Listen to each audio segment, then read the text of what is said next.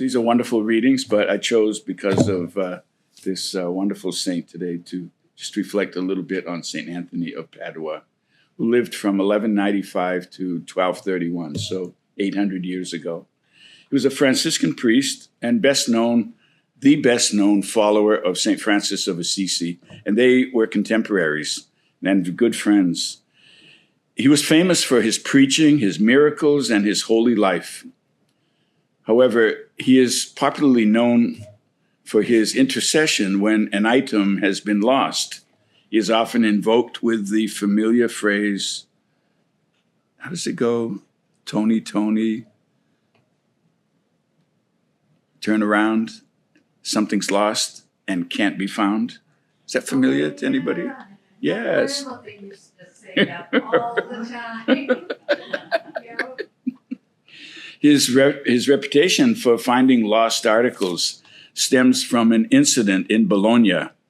By the way, he's from Portugal, but went to Italy, and so the Italians claim him, Portuguese do, everybody claims him. Anthony had a book of Psalms that was important to him. It contained notes and comments for his teaching seminary students. A novice Franciscan who had chosen to leave the order had taken his book of Psalms with him. It's called thievery. Prior to the invention of the printing press, books had to be hand copied, and thus this was a valuable item. Franciscan friars in particular, given the vow of poverty, would find such an item very difficult to replace.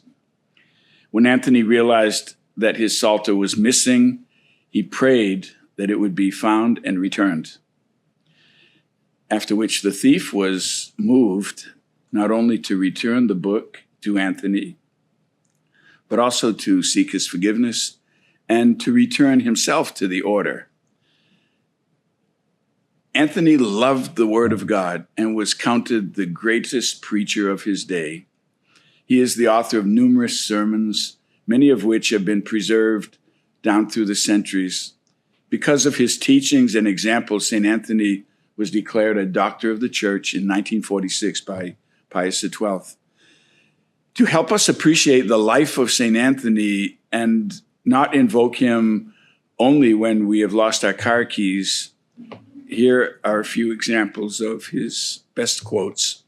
1, actions speak louder than words. We all have heard that, I think. Let your words teach, but your actions speak. Number 2, attribute to God every good that you have received. If you take credit for something that does not belong to you, you will be guilty of theft. Number 3, Christians must lean on the cross of Christ just as travelers lean on a staff when they begin a long journey. And I love this. The spirit of humility is sweeter than honey, and those who nourish themselves with this honey produce sweet fruit. Anthony's preaching often produced miracles. Once, while preaching, some heretics came and openly opposed him. He left them aside and he went to the river bank, and there the fish humbled the heretics by coming near to shore, they themselves, the fish, listening to Anthony's sermon. Great paintings of this. On one occasion, some heretics tried to eliminate him by poisoning his food at a banquet.